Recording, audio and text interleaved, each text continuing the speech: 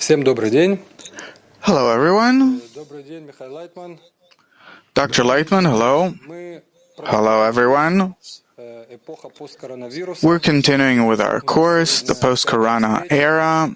This is our fifth meeting, and today we're going to talk about the need for social connection. On our previous lessons, we talked about the interactions between people, interaction between man and nature. As an example, I'd like to show a few chains of connections. Suppose the collision of galaxies forms stars. The formation of stars forms the formation of iron. Iron runs through our veins when our hearts beat, and this is one way in which we're all connected. Suppose bacteria that lived 2.5 billion years ago that created oxygen. Thanks to that, we're living today, thanks to their photosynthesis process. Suppose there's a common conscience. Today there are people that are born that have lots of experience, a baggage of emotions and experience from previous generations and so on. This way, we're connected by our common heartbeat, breathing, consciousness, and a question to you. We're close to each other. We understand this, but we don't feel it. In your opinion, how are we connected? Besides heartbeats, breathing, consciousness, what other kinds of connections are there between us that are still hidden from us? We're connected in one common soul, meaning our common qualities, feelings, experiences, thoughts. All these things are common. None of us has anything personal at all. Personal things, the only personal thing is to feel this common connection of ours to this system or not.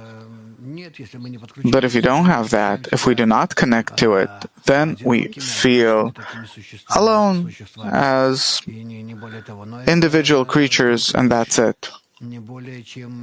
But this is only a false imagination of our true state.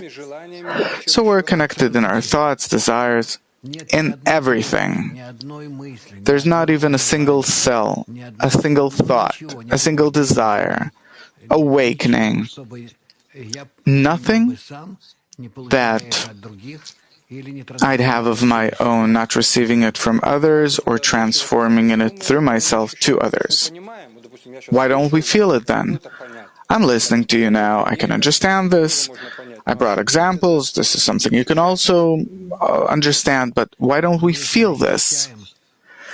We don't feel it because our ego disconnects us from each other, and we do not feel each other, even though that we completely depend, that we're completely interconnected, but this way we do not feel ourselves. So our ego separates us, not allowing us to feel.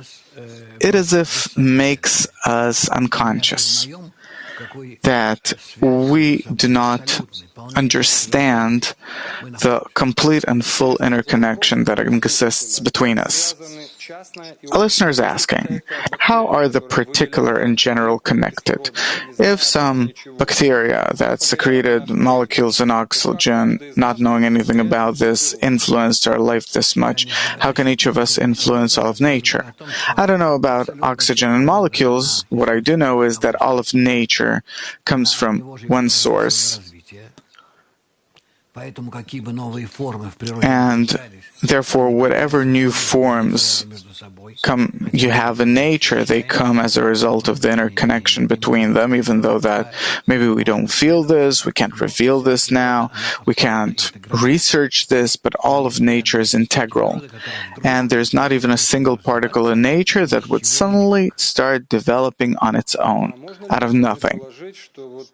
Could we assume that our personal personal life, just like the life of some bacteria that lived for 2 weeks, created oxygen, and thanks to it, thousands of people are living. The same, the life of each of us, its meaning is that later on, some super being will exist or something, or is the life of each of us important?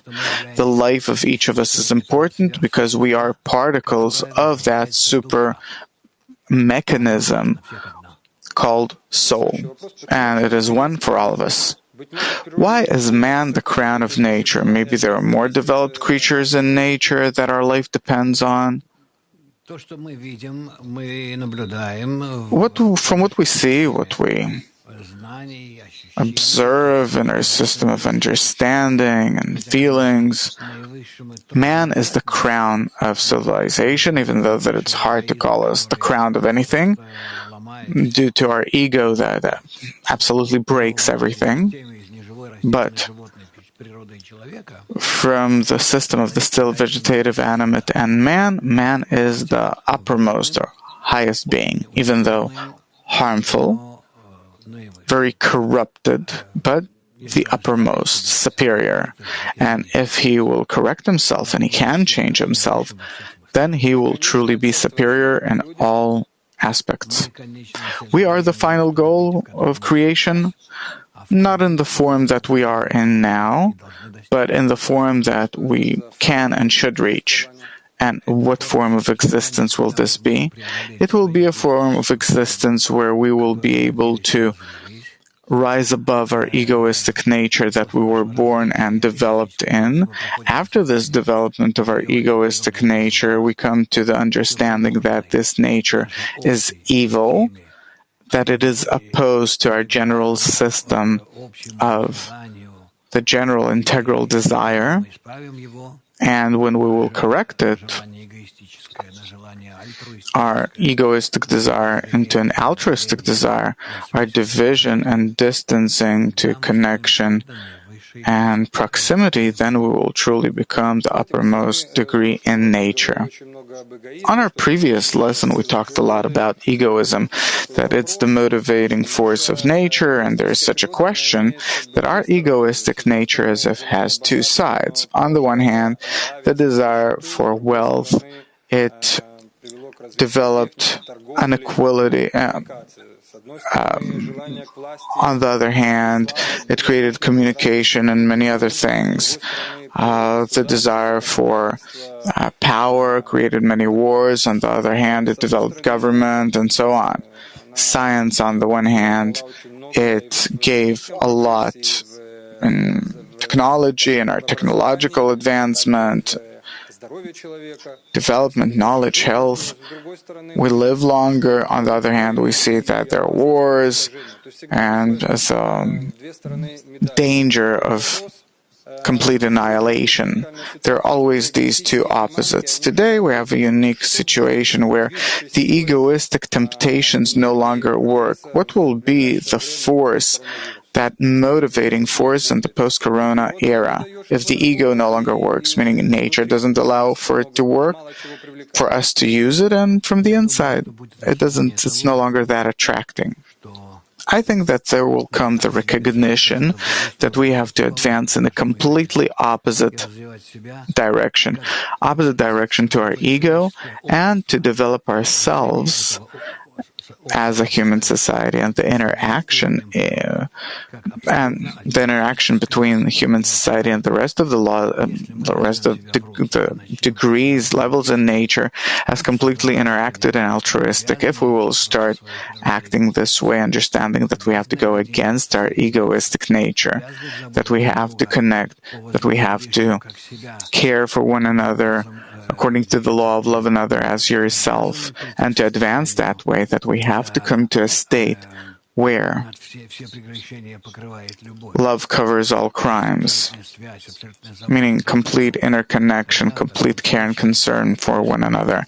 Then, in that case, we will be able to overcome this potential barrier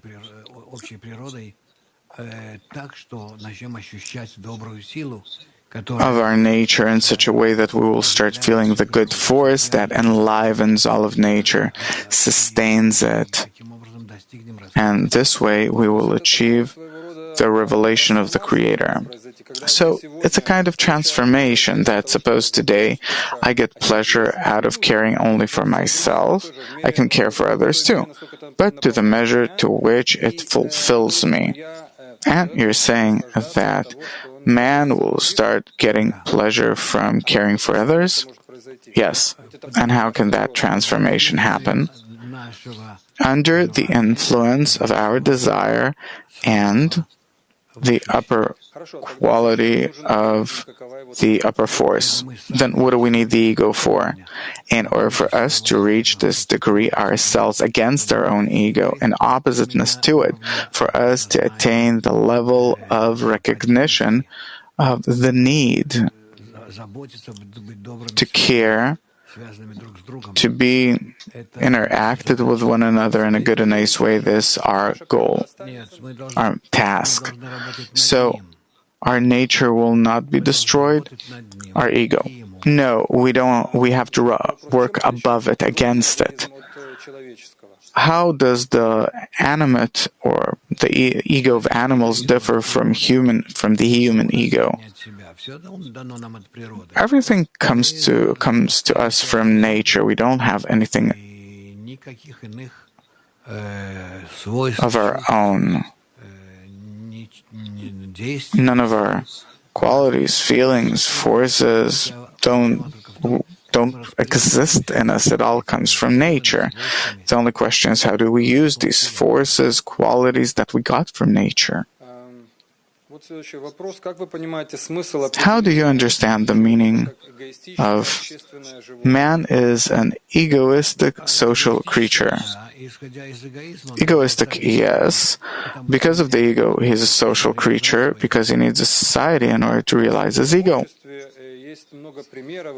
There are many examples in society, and you brought this as an example, like Mowgli. There are a few dozens of cases in the world where a human child was lost in the woods, for example, grew up with animals, and it's very interesting that, not like in the story, but they couldn't come back to civilization, couldn't become human beings. They did have simple skills, but that's it. What's unique about human society that makes us human beings? We, from generation to generation, develop new laws of commutation in society. And we start adjusting ourselves in such a way that we're not human children, but the children of human society. And this is an artificial state, creation. And therefore animals can't become a part of our society. They can be next to us, they can somehow understand their place next to us. For them it's not a problem. They feel it. What's good for them, what's not. But a man, if he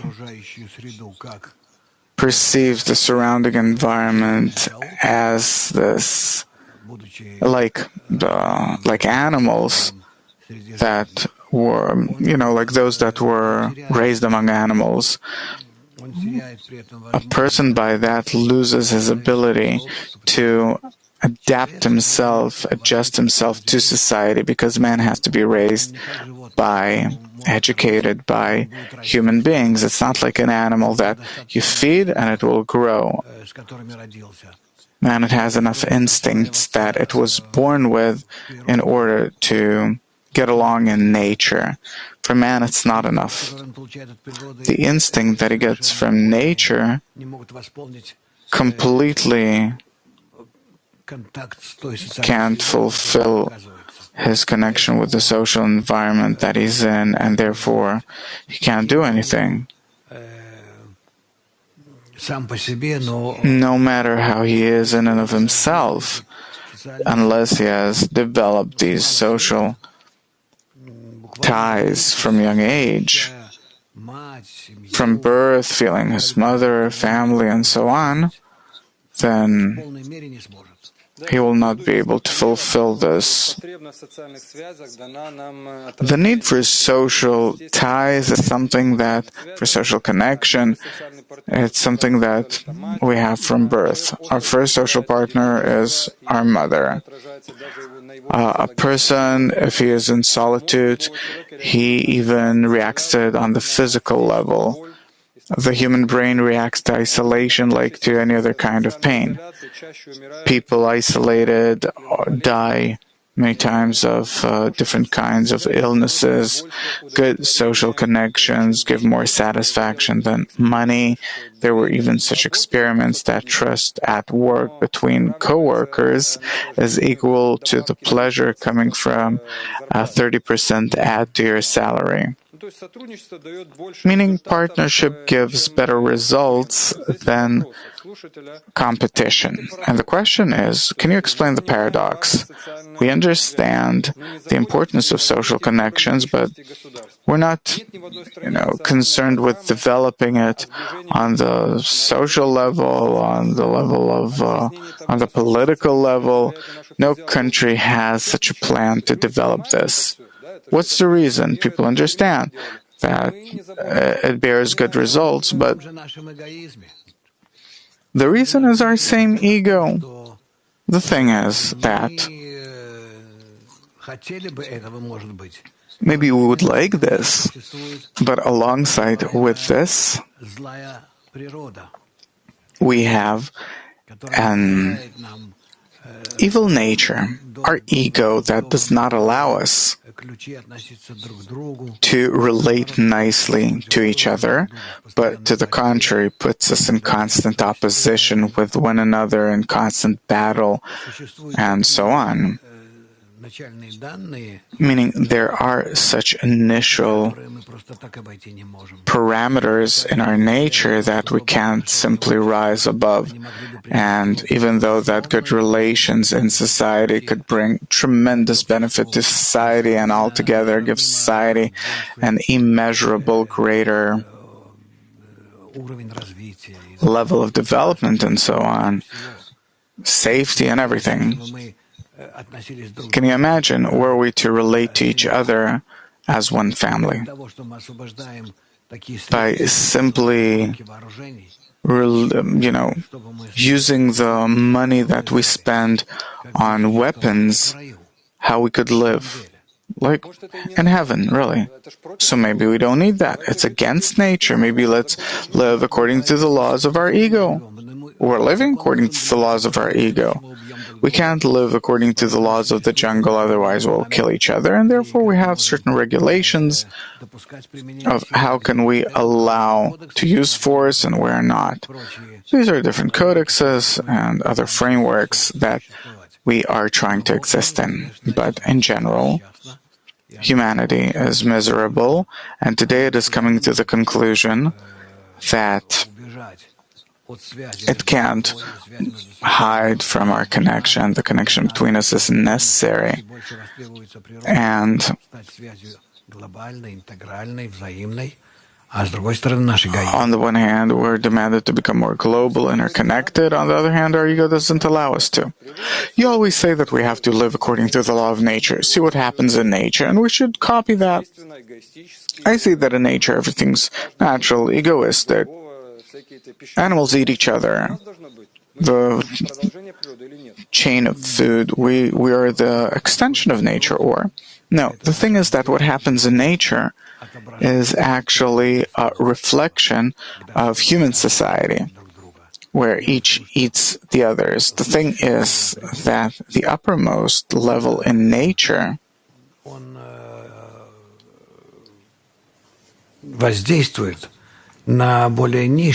influences lower levels, and therefore, according to how human how humanity is, how our society, the human society is built, we're influencing the lower levels of nature, and therefore a wolf cannot dwell with a sheep, and so on and so forth. It only depends on our interactions on the higher level, on the higher social human level. All of nature will change. So, an example of the collective intellect that exists in nature in cooperation. Biologists found out that many biological organisms can take collective decisions. Suppose bacteria, once there's some kind of chemical substance secreted, it's like voting or something. That could be some kind of alert or something. That's how they inform each other, and they can take mutual decisions this way. A school of fish identifies predators better when they're together than alone. Very smart people with a very high IQ can't solve problems that a collective can. There is a paradox here still. That nature, on the one hand, all throughout its development, develops us as individuals. On the other hand, we see that it's not the strongest that survives, but those that are most fit to cooperate. How do you solve this paradox? Individualism needn't be in contradiction with integrality, mutuality, the correct combination between us. It's like in any other system where you have separate elements, like in a computer and other systems. There are separate elements. Each of them is very important. Each of them has to be whole and complete. But the interactions between them have to be on such a level that they experience such connections that precisely the interconnection between them leads them. And therefore, one does not contradict the others. I would like to collect a collective consisting of geniuses on the one hand, on the other hand, that between them there would be complete connection, interaction, mutuality. Otherwise, what will come as a result of these individualists? So, evolution and natural. The thing is that evolution is given to us by nature, comes from nature, and we see each generation with their qualities and so on. On the other hand, nature demands of us, along with this evolution, or maybe even against it, to come together, unite, connect, and with each and every generation to be more connected. And this is something that we're not doing for many years now, and therefore we're truly suffering. Well, maybe to bring a result of the development of our individualism, the epidemic that we see, the fact that human life was valued more than economical development by government, this is a miracle. Suddenly, the governments, they were concerned with a small amount of lives and put economics in second place. Where in the past it was not that way. It's not that our rulers changed what happened, the upper force. We can't talk about the upper force because it controls everything, it exists, but we can't take it into account because we don't have interaction with it. We don't have any, and that the rulers, the leaders had taken into consideration the lives of simple people. It's because the virus does not differentiate between people. It goes over all levels. We saw that the Prime Minister of England got sick, and Hollywood stars, and simple technicians and workers, and so on, men and women. Meaning, besides the younger generation, the virus it's spread among everyone, and therefore governments had no other choice but to send everyone home. Only this way was it possible to stop this pandemic. Otherwise, everyone would infect everyone, and we don't know how many deaths and casualties we would have, and how would it end. And afterwards, when one country does it, it's impossible for another country not to do it. We see countries like Belarus and who else? Sweden, I think, that didn't want to be a part of stopping to limit their citizens, in short. I don't think that they benefited as a result, but these are specific countries with a specific population and society. So, okay, I have a few questions from listeners, viewers. I collected them. Short. I'll do it like a blitz. Short answers. I'll try. If I have to change myself, then why do I need society for? I'll lock myself at home, meditate, pray for the world. Will it help? No. You can change yourself only being in society, under the influence of society, adjusting yourself to society. If I need a society in order to change myself, my qualities, why did the virus lock us in, separating us from each other? How should I build my connections with people from afar? Yes, the virus, it isolated us from one another in order for us to acknowledge how interconnected we are and how much this connection has to undergo some positive changes. We understand that the ego is something natural, so we can't destroy it, but how do you use it correctly? Above the ego, in oppositeness to it, to build the quality of love and bestow. We already have a global mind. We can see it from our fight with the coronavirus. Information spreads in all countries. How do we achieve a global heart to feel everyone? What emotions and feelings are you talking about? Those doctors that are working 16 hours a day saving lives, aren't they doing it out of what they feel? Many can not go to work. I don't think that doctors can not go to work. I don't think that they themselves decided on this, even though that we see that the profession itself, the circumstances themselves position people in a state of self-sacrifice. But the thing is that the time has come where we understand that we're interconnected, and no government can care only for itself, because the virus practically has no borders. How does it appear? We have no idea. How does it pass from person to person, from place to place? And everyone completely participates in this. And this is the best achievement up until now that this pandemic has. From history, we see that cardinal changes in history are related to unique individuals. Napoleon, Lenin, others. Did anything change? What is the role of the simple person and a leader? No, I don't think that there will be the role of leaders now. Now there will be the role of the idea. The idea is what the world needs. And if the world will accept this idea, then accordingly it will start changing in correspondence with it, and it will achieve its next level of development, where the integral connection between everyone. Can a small group of people become an example for all of mankind, speeding things up our involvement? Yes. But for this, they have to really work together in a correct way. Why is it important to save the lives of people? Maybe nature sent this virus in order to reduce the Earth population to 1 billion. Then there will be enough resources for everyone. The planet will get cleaner. Maybe saving lives is against nature. Maybe we should listen to what it says. The thing is that our planet can feed 2 and 3 times more people. This is not the problem. The problem is how humanity is organized.